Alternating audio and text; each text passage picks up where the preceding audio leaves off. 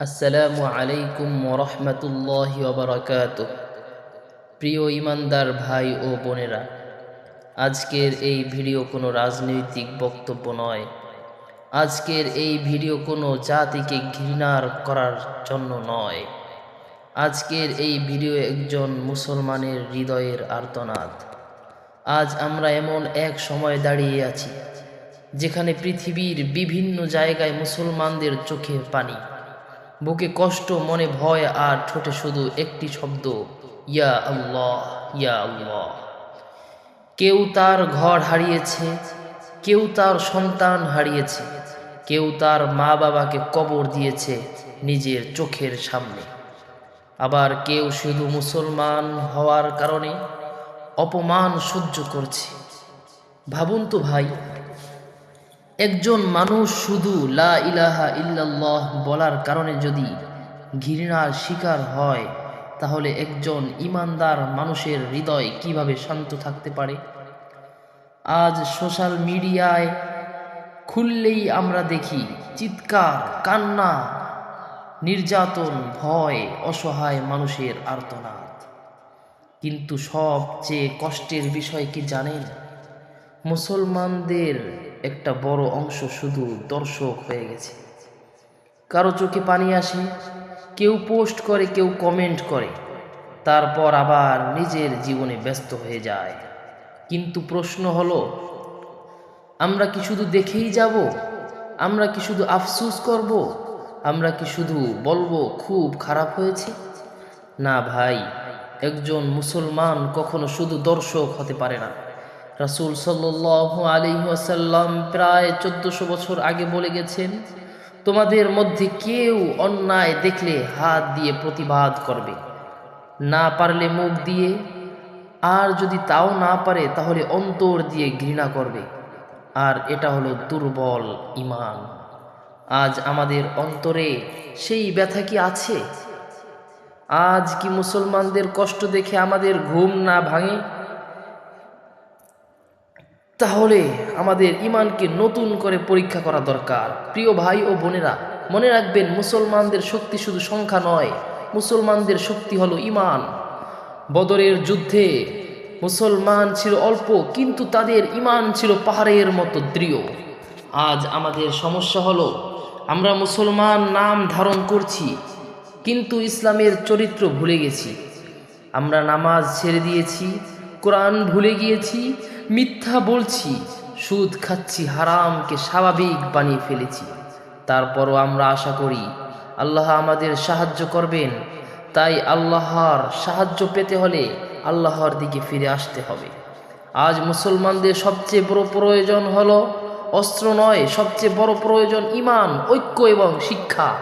কারণ একজন শিক্ষিত, চরিত্রবান, আল্লাহ ভীরু মুসলমান হাজার শত্রুর চেয়েও শক্তিশালী। আজ যারা মুসলমানদের ঘৃণা করে, তাদের অনেকেই ইসলামকে সঠিকভাবে জানেই না। তারা হয়তো মুসলমান দেখেছে কিন্তু ইসলাম দেখেননি। কারণ যদি মুসলমান মিথ্যা বলে, প্রতারণা করে, অন্যায় করে, তাহলে মানুষ ইসলামের সৌন্দর্য কিভাবে বুঝবে? রাসূল সাল্লাল্লাহু আলাইহি ওয়াসাল্লাম বলেছেন, সারা বিশ্বের জন্য তিনি হেদায়েত স্বরূপ এসেছিলেন। তিনি কখনো নিরপরাধ মানুষের ক্ষতি করতেন না, তিনি কখনো ঘৃণা করতে বলেননি, বরং তিনি শিখিয়েছেন ক্ষমা করতে, ধৈর্য ধরতে, মানুষকে ভালোবাসতে। তায়েফের মানুষ যখন রাসূল সাল্লাল্লাহু আলাইহি ওয়াসাল্লামকে রক্তাক্ত করেছিলেন, তখন ফেরেশতারা পাহাড় চাপা দেওয়ার অনুমতি চেয়েছিল, কিন্তু রাসূল সাল্লাল্লাহু আলাইহি ওয়াসাল্লাম না বলে দিয়েছিলেন। আমি আশা করি তাদের বংশ থেকে এমন মানুষ আসবে যারা আল্লাহর ইবাদত করবে। এই হলো ইসলামের শিক্ষা। আজ যদি আমরা সত্যি মুসলমানদের সম্মান ফিরিয়ে আনতে চাই, তাহলে আগে নিজেদের পরিবর্তন করতে হবে।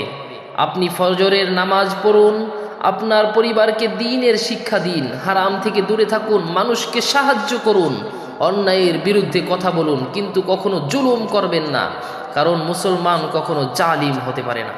প্রিয় যুবক ভাই, আজ তোমাকে শুধু আবেগী হলে চলবে না, তোমাকে জ্ঞানী হতে হবে। তুমি কোরআন পড়ো, ইসলামের ইতিহাস জানো, নিজেকে শক্তিশালী করো, মানুষের উপকার করো। কারণ একজন ভালো মুসলমান পুরো সমাজ বদলে দিতে পারে। আজ উম্মাহর প্রয়োজন এমন যুবক যে রাতে তাহাজ্জুদ পড়বে, দিনে মানুষের পাশে দাঁড়াবে, মানুষের পায়ের নিচে জান্নাত খুঁজবে না, সে তার নিজের মায়ের পায়ের নিচে জান্নাত খুঁজবে এবং আল্লাহকে ভয় করবে। মনে রাখবেন, দুনিয়ার কোনো শক্তি মুসলমানদের হারাতে পারে না, কখনোই হারাতে পারবে না, যদি মুসলমানরা সত্যিকার অর্থে আল্লাহর পথে ফিরে আসে। আজ পৃথিবী মুসলমানদের কান্না দেখেছে, কিন্তু ইনশাআল্লাহ একদিন পৃথিবী মুসলমানদের জাগরণ দেখবে। তবে সেই জাগরণ হবে না ঘৃণার মাধ্যমে, সেই জাগরণ হবে ঈমানের মাধ্যমে, চরিত্রের মাধ্যমে, সত্যের মাধ্যমে, ধৈর্যের মাধ্যমে। আল্লাহ কোরআনুল কারিমে বলেন, নিশ্চয়ই কষ্টের সাথে আছে স্বস্তি। হয়তো আজ আমরা কঠিন সময় পার করছি, কিন্তু একজন মুমিন কখনো আশা হারায় না, কারণ তার রব আল্লাহ। শেষে আমি শুধু একটা কথাই বলতে চাই, যদি আপনি মুসলমানদের ভালোবাসেন তাহলে শুধু আবেগ দেখাবেন না, নিজেকে পরিবর্তন করুন, কারণ একজন ভালো মুসলমানই ইসলামের সবচেয়ে সুন্দর দাওয়া। আসুন আমরা দোয়া করি, হে আল্লাহ, পৃথিবীর সকল নির্যাতিত মুসলমানকে সাহায্য করুন, তাদের ধৈর্য দান করুন, আমাদের অন্তরকে হিংসা ও অহংকার থেকে পবিত্র করুন, আমাদেরকে এমন মুসলমান বানান যাদের দেখে মানুষ ইসলামকে ভালোবাসে। হে আল্লাহ, উম্মাহকে ঐক্য দান করুন, আমাদের যুব সমাজকে হেদায়েত দান করুন, আমাদের ঈমানকে মজবুত করুন এবং আমাদের মৃত্যু যেন ঈমানের সাথে হয়।